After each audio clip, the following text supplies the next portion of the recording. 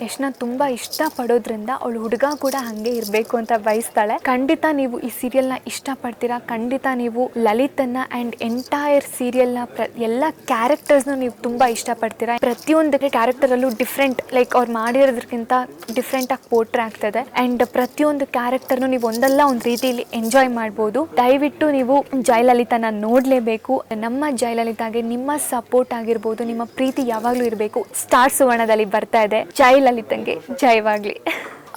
ರಾವಣನ ದಹನ ತುಂಬ ಹೇಳೋದಕ್ಕಾಗಲ್ಲ, ಬಟ್ ಸ್ವಲ್ಪ ಹೇಳಬಲ್ಲೆ. ಏನಕಂದರೆ ಸೀನಲ್ಲಿ ಡಿಸ್ಕ್ಲೋಸ್ ಮಾಡೋ ಹಾಗಿಲ್ಲ, ಏನಕಂದರೆ ನೀವು ಸೀನ್ನ ನೋಡಲೇಬೇಕು. ಆ ಸೀನ್ ತುಂಬ ಚೆನ್ನಾಗಿದೆ.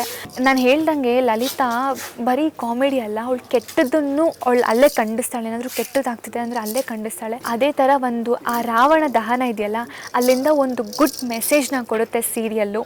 ಪ್ರತಿಯೊಂದು ಮನೆಗೂ ಒಂದು ಗುಡ್ ಮೆಸೇಜ್ನ ಕೊಡುತ್ತೆ ಆ ಸೀನ್. ಸೊ ನೀವು ಆ ರಾವಣನ ದಹನ ಆಗಿರ್ಬೋದು, ಡ್ಯಾನ್ಸ್ ಆಗಿರ್ಬೋದು, ಡ್ಯಾನ್ಸ್ ಇದೆ ನಿಮ್ಗೆ ಎಂಟರ್ಟೈನ್ಮೆಂಟ್ ಕೊಡೋದಕ್ಕೆಲ್ಲ ಅಲ್ಲೂ ಡ್ಯಾನ್ಸ್ ಮಾಡ್ತಾಳೆ. ಕಂಪ್ಲೀಟ್ ಸಿನಿಮಾ ಥರನೇ ಅನ್ಬೋದು ನಮ್ಮ ಸೀರಿಯಲ್ಲು. ದಯವಿಟ್ಟು ನಮ್ಮ ಸೀರಿಯಲನ್ನು ನೋಡಿ ಆ್ಯಂಡ್ ನೋಡಿದಾಗ ಗೊತ್ತಾಗುತ್ತೆ ನೀವು ಯಾವ ಥರ ಮಜಾ ಮಾಡ್ತೀರಾ ಅಂತ. ಗೀತಾ ಟಿವಿಯ ಎಲ್ಲ ವೀಕ್ಷಕರಿಗೂ ನಮಸ್ಕಾರ. ನಾನು ನಿಮ್ಮ ಮಾನಸ್ವಿ. ಬಟ್ ಸದ್ಯಕ್ಕೆ ಲಲಿತಾ ಲಲಿತಾ ಜೈ ಲಲಿತಾ ಲಲಿತಾ ಜೈ ಲಲಿತಾ ಲಲಿತಾ ಜೈ ಲಲಿತಾ.